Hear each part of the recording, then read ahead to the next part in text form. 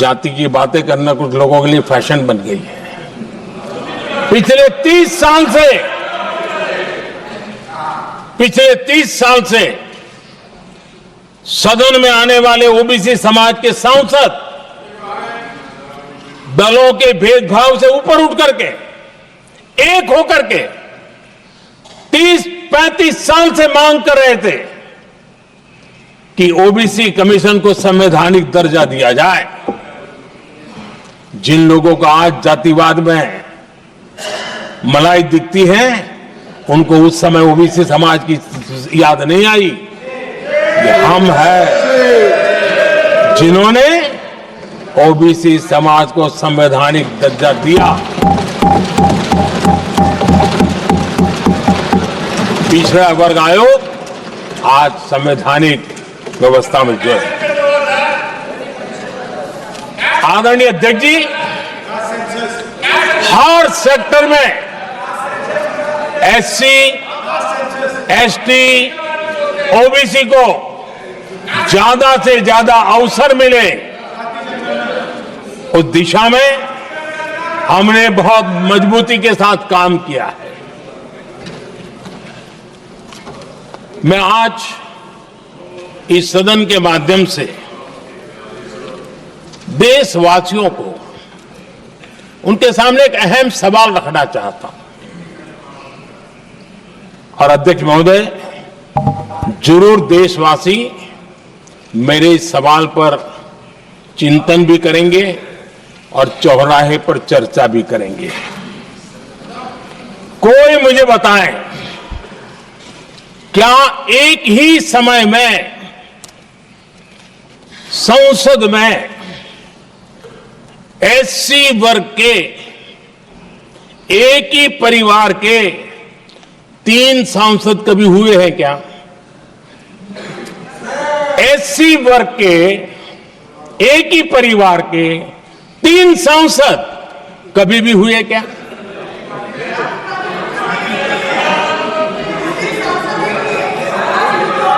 मैं दूसरा सवाल पूछता हूं, कोई मुझे बताए कि एक ही कालखंड में, एक ही समय में संसद में एसटी वर्ग के एक ही परिवार के 3 एमपी हुए हैं क्या?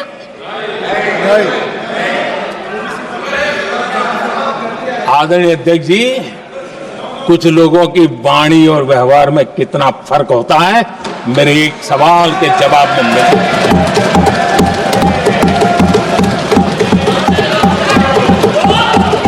जमीन आसमान का अंतर होता है, रात दिन का अंतर होता है।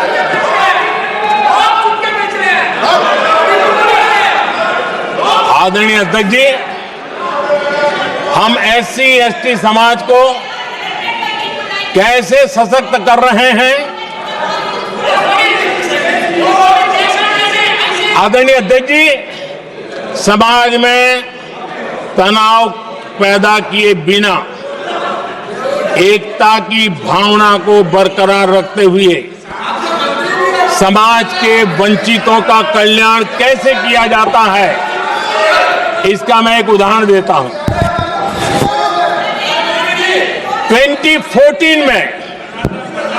2014 में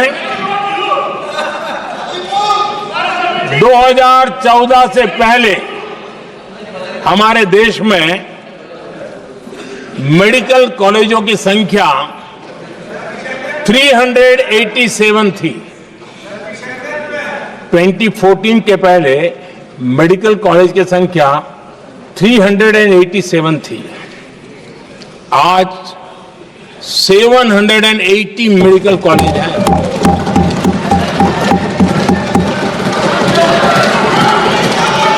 अब मेडिकल कॉलेज बड़े हैं तो सीटें भी बड़ी हैं। ये बहुत महत्वपूर्ण एंगल है आदरणीय अध्यक्ष जी, और इसलिए कॉलेजें बड़ी हैं, सीटें भी बड़ी हैं। 2014 में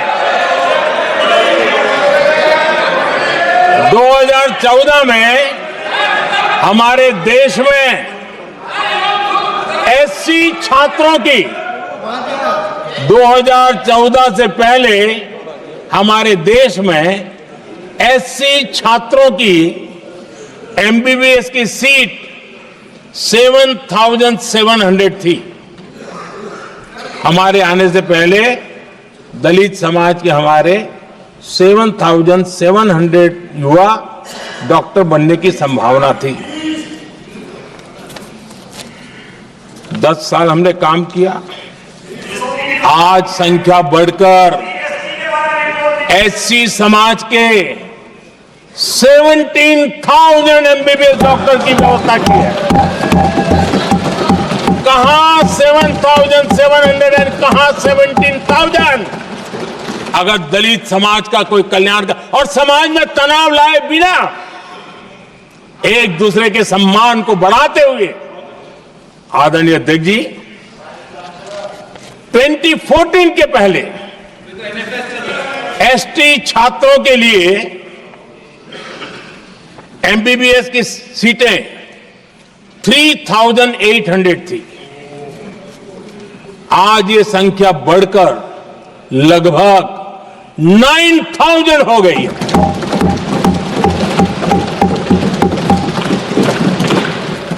(2014) के पहले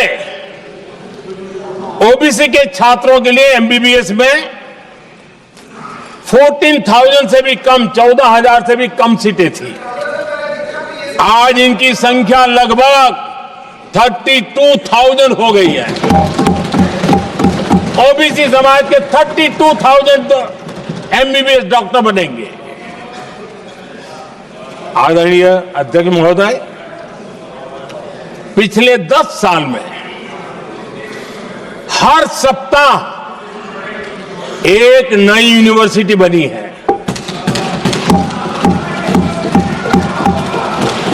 हर दिन एक नई आईटीआई बनी है। हर 2 दिन में एक नया कॉलेज खुला है।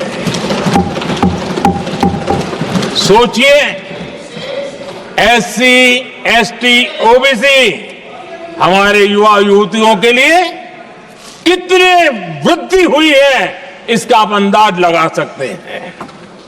आदरणीय अध्यक्ष जी, हम हर योजना के पीछे लगे हैं 100% सिचुएशन, 100% उसको लागू करें। उसके जो भी लाभार्थी हैं वो उसमें छूट न जाए, उस दिशा में हम काम कर रहे हैं। पहले, ताकि हम चाहते हैं कि जिसका हक है उसको मिलना चाहिए। अगर योजना है, उसका हक है, तो उस तक पहुंचना चाहिए। 1 रुपया और 15 पैसा वाला खेल नहीं चल सकता। लेकिन कुछ लोगों ने क्या किया, मॉडल ही ऐसा बनाया कि कुछ ही लोगों को दो, औरों को तड़पाओ और तुष्टीकरण की राजनीति करो। देश विकसित भारत बनाने के लिए तुष्टीकरण से मुक्ति पानी होगी। हमने रास्ता चुना है संतुष्टीकरण, तुष्टीकरण नहीं, संतुष्टीकरण, और उस रास्ते पर हम चले हैं। हर समाज, हर वर्ग के लोगों को बिना भेदभाव के जो उसके हक का है वो उसको मिलना चाहिए। यह है संतुष्टीकरण। और मेरे हिसाब से जब मैं 100% सैचुरेशन की बात करता हूं तो उसका मतलब होता है एक असल में सामाजिक न्याय है, ये असल में सेकुलरिज्म है, और असल में ये संविधान का सम्मान है। आदरणीय अध्यक्ष जी, संविधान की भावना है सबको बेहतर स्वास्थ्य मिले, और आज कैंसर डे भी है। देश भर में और दुनिया भर में आज हेल्थ को लेकर के काफी चर्चा भी हो रही है। लेकिन कुछ लोग हैं जो गरीब को, बुजुर्गों को आरोग्य की सेवाएं देने मिले उसमें अड़ंगे डाल रहे हैं और वो भी अपने राजनीतिक स्वार्थ के कारण। आज आयुष्मान से देश के 30,000 अस्पताल जुड़े हैं और अच्छे स्पेशलाइज्ड प्राइवेट अस्पताल जुड़े हैं जहां आयुष्मान कार्ड वाले को मुफ्त इलाज मिलता है। लेकिन कुछ राजनीतिक दलों ने अपने संकुचित मानस के कारण, कुनीतियों के कारण गरीबों के लिए इन अस्पतालों के दरवाजे बंद करके रखे हुए हैं और इसका नुकसान कैंसर के मरीजों को उठाना पड़ा है। पिछले दिनों